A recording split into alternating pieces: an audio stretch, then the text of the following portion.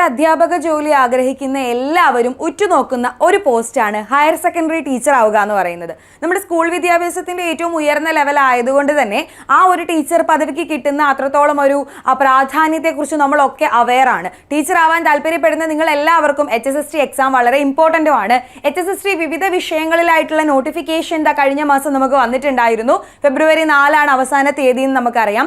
അപ്പോൾ വാർഷിക കലണ്ടർ അനുസരിച്ച് PSC പറയുന്നത് മെയ്ക്ക് ശേഷം എക്സാം ഉണ്ടാകാം എന്നുള്ളതാണ്. നമുക്ക് മെയ്യിൽ തന്നെ എക്സാം പ്രതീക്ഷിക്കാം എന്ന് കരുതുക. അപ്പോൾ നമ്മുടെ കയ്യിലുള്ളത് വളരെ കുറച്ചു മാസങ്ങൾ മാത്രമാണ്.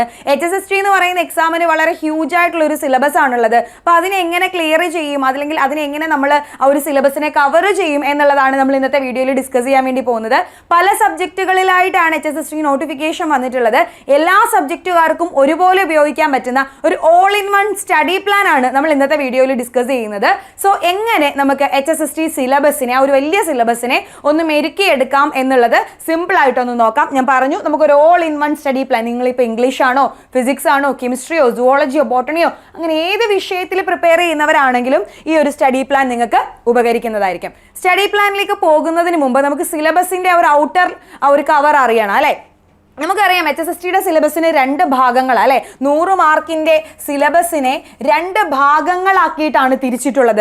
പാർട്ട് 1ഉം പാർട്ട് 2ഉം. പാർട്ട് 1 എന്ന് പറയുന്നത് നമ്മുടെ കോർ സബ്ജക്റ്റ് ആയിരിക്കും അല്ലെ. ഇപ്പൊ നിങ്ങൾ സുവോളജി പഠിക്കുന്നവരാണെങ്കിൽ സുവോളജി അല്ലെ, നമ്മുടെ PG അടിസ്ഥാനമാക്കിയിട്ടുള്ള നമ്മൾ MSCക്ക് ചെയ്ത ആ ഒരു പോർഷൻസിനെ അടിസ്ഥാനമാക്കിയിട്ടുള്ള ഒരു കോർ സബ്ജക്ട് സിലബസ് ഉണ്ടായിരിക്കും. പാർട്ട് 2 എന്ന് പറയുന്നത് ജനറൽ പേപ്പർ ആയിരിക്കും. പിന്നെ ആദ്യമായിട്ട് HSST എക്സാം എഴുതുന്നവർക്ക് ഒരു ഡൗട്ട് കാണും, ഇതിന്റെ മാർക്കിംഗ് ഡിവിഷൻ ഒക്കെ എങ്ങനെയാണെന്നുള്ളത്. ഞാൻ ആദ്യമേ പറയാം, നിങ്ങൾ പഠിക്കാനിരിക്കുന്നതിന് മുൻപേ തന്നെ PSCയുടെ വെബ്സൈറ്റിൽ നിന്ന് നിങ്ങളുടെ സബ്ജക്റ്റിന്റെ സിലബസ് ഡൗൺലോഡ് ചെയ്ത് അത് പ്രിന്റ് എടുത്ത് ഒരു ഹാർഡ് കോപ്പി ആക്കി തന്നെ കയ്യിൽ സൂക്ഷിക്കണം. സിലബസ് വേണം നമ്മൾ ആദ്യം വായിച്ചു പഠിക്കാനായിട്ട് കേട്ടോ. അപ്പോൾ ടീച്ചേഴ്സ് ആണ്, അറിയാം നിങ്ങൾക്ക് എങ്ങനെ വേണം പഠിക്കേണ്ടത് എന്നുള്ളത്. നമ്മൾ കുട്ടികളോട് പറയുന്ന ആൾക്കാരല്ലേ. അപ്പോൾ ആദ്യം സിലബസ് തന്നെ വായിച്ചു പഠിക്കുക, സിലബസിൽ നിന്ന് പഠനം ആരംഭിക്കുക. ഓക്കെ, ഈ കോർ സബ്ജക്റ്റിന് 70% വെയിറ്റേജ് വരുന്നത്. അതായത് 100ൽ 70 മാർക്കിന്റെ ചോദ്യങ്ങളും കോർ സബ്ജക്റ്റിൽ നിന്നായിരിക്കും ചോദിക്കുന്നത്. ഇപ്പൊ നമ്മൾ HSIയിലൊക്കെ കണ്ടിട്ടുണ്ട്, HSIയിൽ 80 മാർക്കിനും കോർ സബ്ജക്റ്റിൽ നിന്നാണ് ചോദിക്കുന്നത് അല്ലേ. പക്ഷേ HSSTയിലേക്ക് വരുമ്പോൾ 70 മാർക്കിന്റെ ചോദ്യങ്ങളായിരിക്കും എവിടെ നിന്ന് വരിക, കോർ സബ്ജക്റ്റിൽ നിന്ന് വരിക. അതിപ്പോ നിങ്ങളുടെ കോർ സബ്ജക്റ്റ് ഏതാണോ അതായിരിക്കും. ദെൻ പാർട്ട് 2വിലേക്ക് വരുമ്പോൾ അത് ജനറൽ പേപ്പർ ആണ്. റിമൈനിങ് 30 മാർക്സ് അല്ലെ, 30 മാർക്കിന്റെ ചോദ്യങ്ങളായിരിക്കും ജനറൽ പേപ്പറിൽ നിന്നുണ്ടാവുക.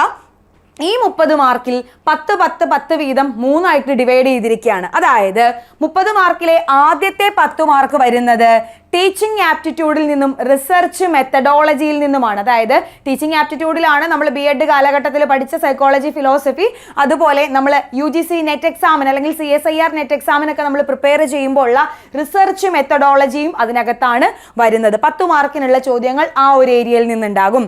ദെൻ അടുത്ത 10 മാർക്ക് എന്ന് പറയുന്നത് കോൺസ്റ്റിറ്റ്യൂഷനും സോഷ്യൽ വെൽഫെയർ ലെജിസ്ലേഷനുമാണ്. നമ്മുടെ കോൺസ്റ്റിറ്റ്യൂഷൻ, ഭരണഘടനയിൽ നിന്നുള്ള ചോദ്യങ്ങൾ നിർബന്ധമായിട്ടും അതിൽ ഉണ്ടാവും. ദെൻ സോഷ്യൽ വെൽഫെയർ ലെജിസ്ലേഷൻ, സാമൂഹിക സുരക്ഷാ പദ്ധതികളുമായി ബന്ധപ്പെട്ട GK ആണതൊക്കെ.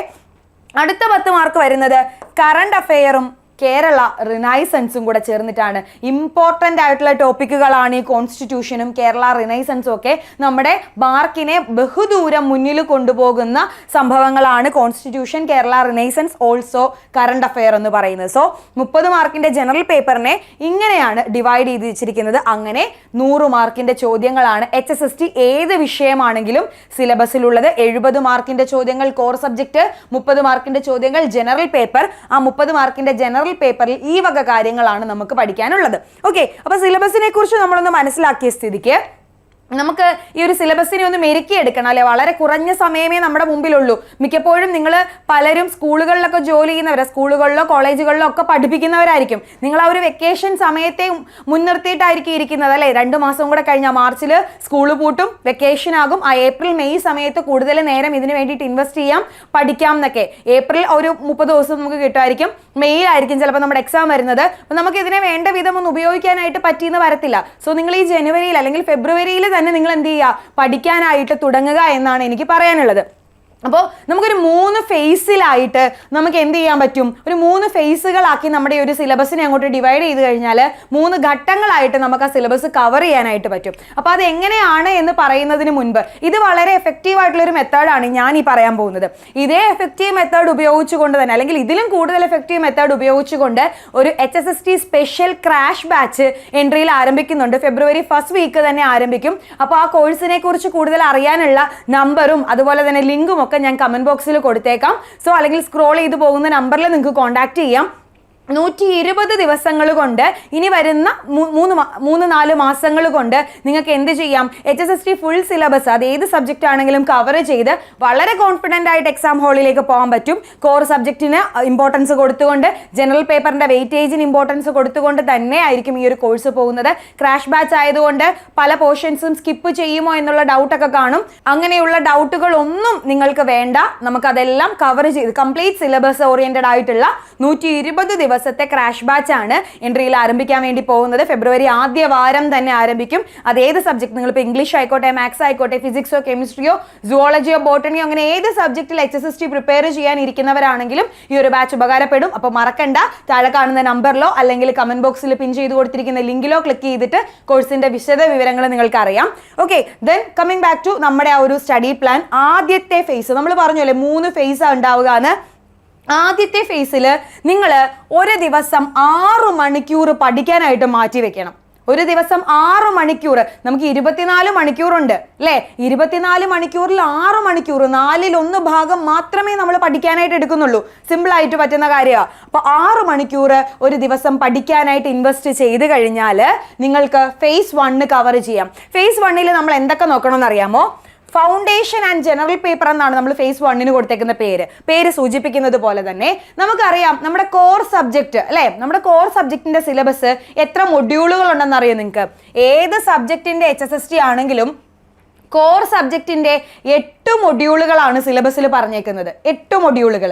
അതിൽ ആദ്യത്തെ 4 മൊഡ്യൂളുകൾ 1, 2, 3, 4 ആദ്യത്തെ 4 മൊഡ്യൂളുകൾ നമ്മൾ ഈ 1ാമത്തെ ഫേസിൽ പഠിച്ചു തീർക്കണം. അത് നമുക്ക് കുറച്ച് സിമ്പിൾ ആയിരിക്കും. കാര്യം എന്ന് പറഞ്ഞാൽ ഏത് സബ്ജക്റ്റിന്റെ ആണെങ്കിലും ഫസ്റ്റ് 4 മൊഡ്യൂളുകൾ എന്ന് പറയുന്നത് വളരെ ബേസിക് ആയിട്ടുള്ള കാര്യങ്ങളാണ്. ഇപ്പൊ ഇംഗ്ലീഷ് ആണെങ്കിൽ ഇംഗ്ലീഷ് ലിറ്ററേച്ചറിന്റെ ഏർലി ലിറ്ററേച്ചർ ഫേസ് ആയിരിക്കും അതിൽ പറയുന്നത്. ഇപ്പോൾ ഫിസിക്സോ കെമിസ്ട്രിയോ സുവോളജിയോ ബോട്ടണിയോ ഒക്കെ ആണെങ്കിൽ നിങ്ങളുടെ ഫണ്ടമെന്റൽസ് ആയിരിക്കും, ഫണ്ടമെന്റൽ ലോസും റൂൾസും ഒക്കെ ആയിരിക്കും ആദ്യത്തെ 4 മൊഡ്യൂളിൽ പറഞ്ഞു വെച്ചിട്ടുള്ളത്.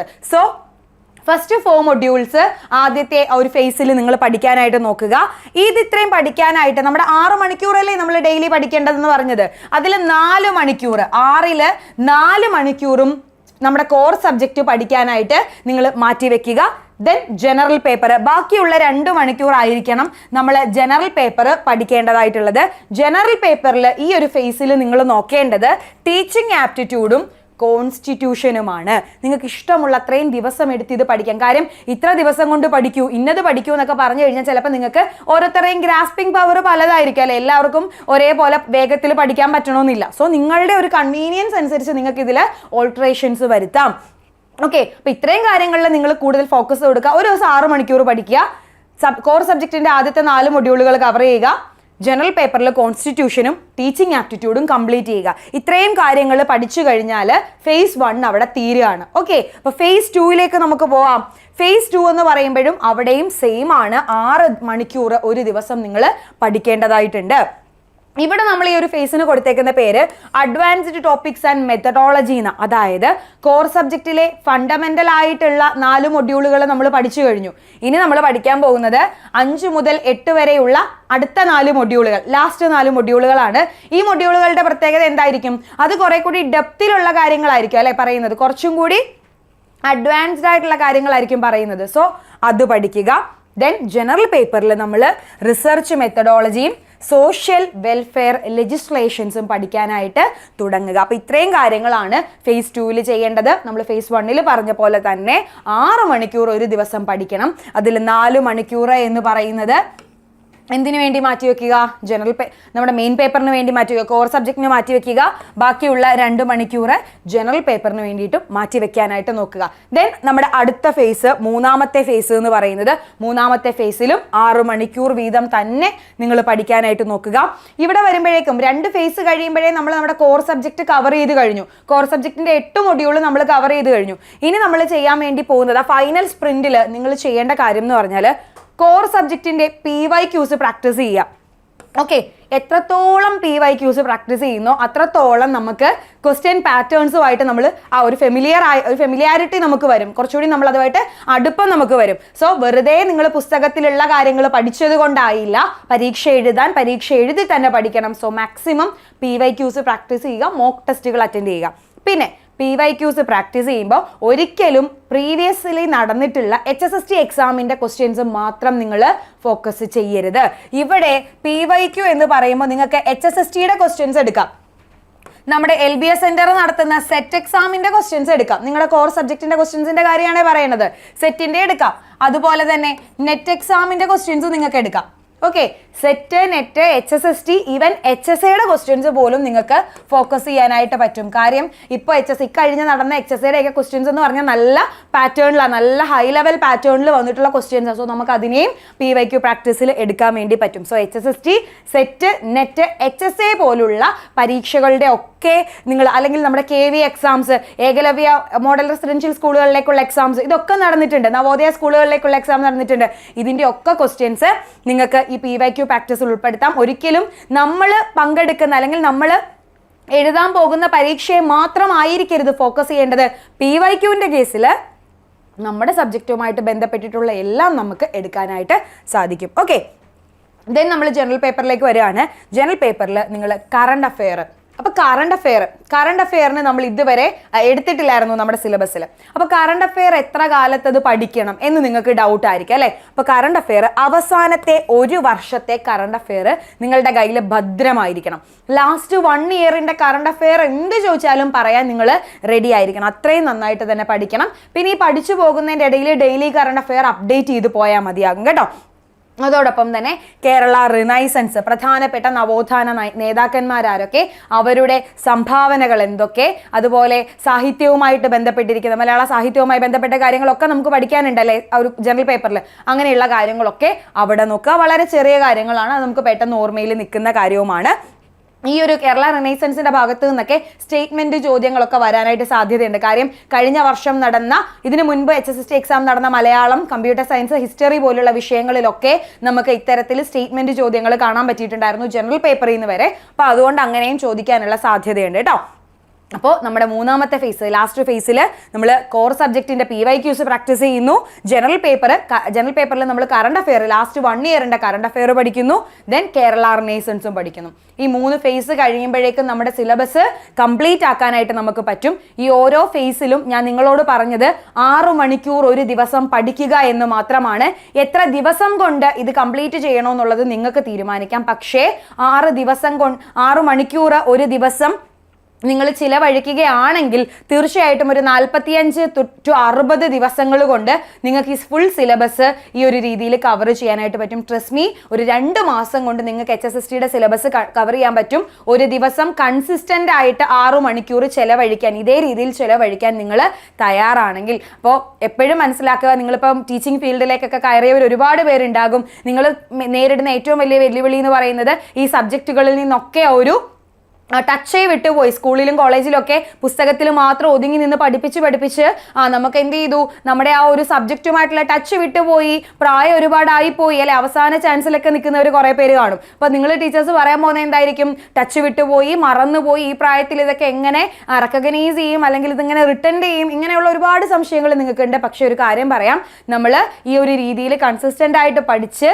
നമ്മൾ കൃത്യമായിട്ട് റിവൈസ് ചെയ്യുകയാണെങ്കിൽ നിങ്ങൾക്ക് 40 45 വയസ്സായി അവസാന ചാൻസിൽ എഴുതാൻ നിൽക്കുന്നവരായിക്കോട്ടെ, നിങ്ങൾക്ക് തീർച്ചയായിട്ടും സിലബസ് നല്ലപോലെ കവർ ചെയ്തിട്ട് എല്ലാ ടീച്ചേഴ്സിനും നിങ്ങളുടെ ആ ഒരു സ്വപ്ന അധ്യാപക ജോലിയിലേക്ക് എത്താനായിട്ട് പറ്റും, ഒരു സംശയവും ഇല്ല. അപ്പോൾ നിങ്ങൾ വിചാരിക്കും ഞാനിങ്ങനെ വന്നിരുന്നിട്ട് 3 ഫേസ് ഒരു ദിവസം 6 മണിക്കൂർ പഠിച്ചാലൊക്കെ ഇത് റെഡി ആവും എന്നൊക്കെ പറയുന്നു. എങ്ങനെ ഇത് വർക്കാവുമെന്ന് ഞാനൊന്ന് പറഞ്ഞു തരാം. നിങ്ങൾ ആദ്യം ചെയ്യേണ്ട കാര്യം എന്ന് പറഞ്ഞാൽ നിങ്ങളുടെ ആ ഒരു കോർ സബ്ജക്റ്റിന്റെ സിലബസ് ഉണ്ടല്ലോ, നിങ്ങൾ ഏറ്റവും കൂടുതൽ ആദ്യം തന്നെ ഫോക്കസ് ചെയ്യാൻ പോകുന്നത് കോർ സബ്ജക്റ്റിലാണെന്ന് എനിക്കറിയാം. HSST എന്നല്ല, HSA എന്നല്ല, ഏത് ടീച്ചിങ് എക്സാംസ് ഉണ്ടെങ്കിലും നമ്മൾ ആദ്യം ഫോക്കസ് ചെയ്യുന്നത് എവിടെയായിരിക്കും? നമ്മുടെ കോർ സബ്ജക്റ്റിലായിരിക്കും. കാര്യം എന്താ? വെയിറ്റേജ് കൂടുതൽ അവിടെയാണ് അല്ലേ? അപ്പൊ നിങ്ങളുടെ കോർ സബ്ജക്റ്റിനെ ഒരു 8 to 10 ബ്ലോക്കുകളായിട്ട് നിങ്ങൾ അങ്ങ് തിരിക്കുക. ചെറിയ ചെറിയ ബ്ലോക്കുകൾ. നമ്മൾ പണ്ട് ഗസ്റ്റാൾട്ട് സൈക്കോളജിയിൽ പഠിച്ചിട്ടില്ലേ, പാർട്ടാക്കി ചെയ്യുന്നതാണ് എപ്പോഴും നല്ലത് എന്ന് പറയുന്നത് അല്ലേ? അപ്പോൾ പാർട്ടുകളാക്കിയിട്ട് അതിനെ എങ്ങോട്ട് തിരിക്കുക, പാർട്ടുകളാക്കി തിരിച്ച് പഠിക്കാനായിട്ട് നോക്കുക. ഇത് തന്നെയാണ് ഒരു ആക്റ്റീവ് ആയിട്ടുള്ളൊരു ലേണിംഗ് ടെക്നോളജിയാണ്, ഒരു ടെക്നിക്കാണ് അത് എന്ന് പറയുന്നത്. ഒരു സാധനത്തെ നമ്മൾ ഒരുപാട് കൂട്ടി പഠിക്കുന്നതിനേക്കാൾ നല്ലത് അതിനെ പാർട്ടുകളാക്കി തിരിച്ച് പഠിക്കുന്നത്. അപ്പോൾ ചെറിയ ചെറിയ ടാസ്കുകളിലൂടെ നമുക്ക് വിജയിക്കാനായിട്ട് പറ്റും. Then focus on the golden hour. ഇപ്പോൾ നിങ്ങളൊക്കെ പലരും നിങ്ങൾ കുടുംബമായിട്ട് ജീവിക്കുന്നവരായിരിക്കും അല്ലെ, വിവാഹമൊക്കെ കഴിഞ്ഞ് കുട്ടികളായിട്ട് ഒക്കെ ഫാമിലി ആയിട്ട് ജീവിക്കുന്നവർ. സോ ഒരുപാട് ഉത്തരവാദിത്തങ്ങൾ നിങ്ങൾക്ക് ഉണ്ടായിരിക്കും, ഒരുപാട് കാര്യങ്ങൾ ചെയ്യാനുണ്ടായിരിക്കും. ഇതിന്റെ എല്ലാ ഇടയിൽ ഒരു ദിവസം 6 മണിക്കൂർ പഠിക്കുക എന്ന് പറയുന്നത് പോസിബിൾ ആണോ എന്ന് നിങ്ങൾ ചിന്തിക്കുന്നുണ്ടാകും. അതുകൊണ്ടാണ് പറഞ്ഞത് ഈ ഗോൾഡൻ അവറിന്റെ കാര്യം. ഗോൾഡൻ അവർ എന്ന് പറയുന്നത് ഈ രാവിലെ സമയമാണ്. നമ്മൾ എന്തായാലും വീട്ടിലെ ജോലികളൊക്കെ ചെയ്യാനായിട്ട് രാവിലെ എണീക്കും അല്ലേ? അപ്പോൾ ആ എണീക്കുന്നതിന് 1 മണിക്കൂർ മുമ്പേ ആക്കുക, അല്ലെങ്കിൽ ഒരു 2 മണിക്കൂർ മുമ്പേ ആക്കുക. എന്നിട്ട് ആ സമയം നിങ്ങൾ പഠിക്കാനായിട്ട് മാറ്റി വെക്കുക. പിന്നെ അടുക്കളയിലൊക്കെ ജോലി ചെയ്യുന്ന കൂട്ടത്തിലൊക്കെ എന്ത് ചെയ്യുക, ക്ലാസ്സുകളൊക്കെ ഹെഡ്സെറ്റ് ഒക്കെ വെച്ച് പഠിക്കുക. വീട്ടമ്മമാർക്കോ അല്ലെങ്കിൽ ജോലി ചെയ്യുന്നവർക്കൊക്കെ പഠിക്കാൻ പറ്റിയിട്ടുള്ള ഏറ്റവും നല്ല മാർഗം നമ്മുടെ മറ്റുള്ള ജോലികളോടൊപ്പം ഇതിനെയും കൂടെ, നമ്മുടെ പഠനത്തെയും കൂടി ഇൻകോപ്പറേറ്റ് ചെയ്യുക എന്നുള്ളത്. സോ ഗോൾഡൻ അവർ എന്ന് പറയുന്നത് നമ്മൾ മാത്രമായിരിക്കുന്ന ചില സമയങ്ങൾ ജീവിതത്തിൽ കിട്ടും. അതിനെ കൂടുതൽ ഫലപ്രദമായിട്ട് ഉപയോഗിക്കാനായിട്ട് ശ്രമിക്കുക. പിന്നെ last but not the least എന്ന് നമ്മൾ പറയുന്ന പോലെ ആക്റ്റീവ് റീകോൾ ആണ്. അതായത് ഇനി എന്ത് സംഭവമാണെങ്കിലും ഒരിക്കൽ പഠിച്ചാലും നമ്മൾ മറക്കും. ഈ മറക്കുന്ന സാധനങ്ങളെ വീണ്ടും വീണ്ടും നമ്മൾ ഓർമ്മിച്ചുകൊണ്ടേയിരിക്കണം. ആക്റ്റീവ് റീകോൾ വേണം, റിവൈസ് ചെയ്തുകൊണ്ടേയിരിക്കണം. ഇന്ന് പഠിക്കുന്നതിനെ നാളെ നമ്മൾ റിവൈസ് ചെയ്തേ പറ്റുള്ളൂ. അടുത്ത ദിവസം ഈ കഴിഞ്ഞ 2 ദിവസത്തിന് ഒന്നിച്ച് റിവൈസ് ചെയ്യാൻ വേണ്ടിയിട്ട് നമ്മൾ നോക്കണം. സോ ആക്റ്റീവ് റീകോൾ എന്തായാലും നിങ്ങളുടെ ഭാഗത്ത് നിന്ന് ഉണ്ടായിരിക്കണം. Daily revision, weekly revision, monthly revision, അങ്ങനെ തന്നെ പോകണം. പിന്നെ ഓൾവേസ് റിമെമ്പർ ദ 70-30 റൂൾ. അതായത് ഓർമ്മയുണ്ടല്ലോ, നമ്മുടെ സിലബസിൽ 70% മാർക്ക് കോർ സബ്ജക്റ്റിലും 30% മാർക്ക് ജനറൽ പേപ്പറിനുമാണ്. മെജോറിറ്റി ആളുകൾ ചെയ്യാൻ പോണ എന്താണെന്നറിയോ, 70 മാർക്കിന്റെ കോർ പേപ്പറിനെ കുത്തിയിരുന്ന് പഠിക്കും.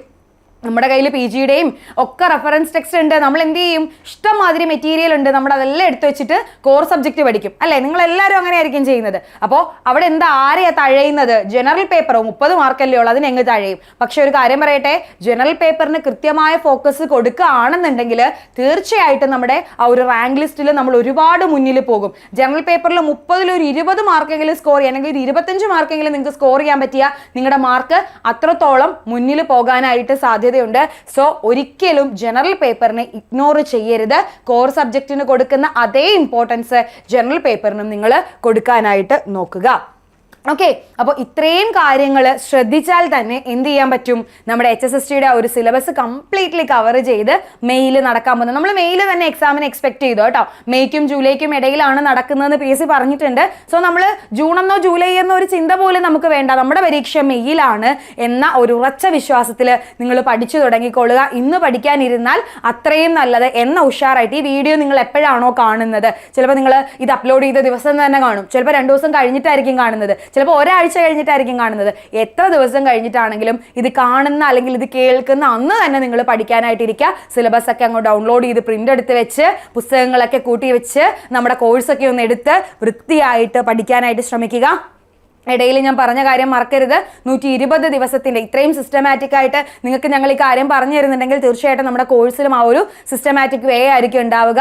120 ദിവസത്തിന്റെ ക്രാഷ് ബാച്ച് HSST എല്ലാ സബ്ജക്റ്റിലും നമ്മൾ ഈ വരുന്ന ഫെബ്രുവരി ആദ്യത്തെ വീക്ക് തന്നെ ആരംഭിക്കുകയാണ്. സോ അതിന്റെ ഡീറ്റെയിൽസ് അറിയാനായിട്ട് ഈ കാണുന്ന താഴെ സ്ക്രോൾ ചെയ്യുന്ന നമ്പറിലോ നമ്മുടെ കമന്റ് ബോക്സിൽ പിൻ ചെയ്ത് കൊടുത്തിരിക്കുന്ന ലിങ്കിലോ ക്ലിക്ക് ചെയ്താൽ മതിയാകും. സോ പെട്ടെന്ന് തന്നെ അതും കൂടി നോക്കുക. നന്നായിട്ട് തന്നെ പഠിച്ചു തുടങ്ങുക, ഉഷാറായിട്ട് പഠിക്കുക. നിങ്ങളുടെ സ്വപ്ന അധ്യാപക ജോലിയിലേക്ക് നിങ്ങൾ എത്തിച്ചേരുക. എല്ലാവർക്കും ഓൾ ദ ബെസ്റ്റ്. കൂടുതൽ ഡൗട്ടും കാര്യങ്ങളും ഒക്കെ ഉണ്ടെങ്കിൽ താഴെ കമന്റ് സെക്ഷനിൽ ചോദിക്കുക. വീണ്ടും കാണാം. Thank you.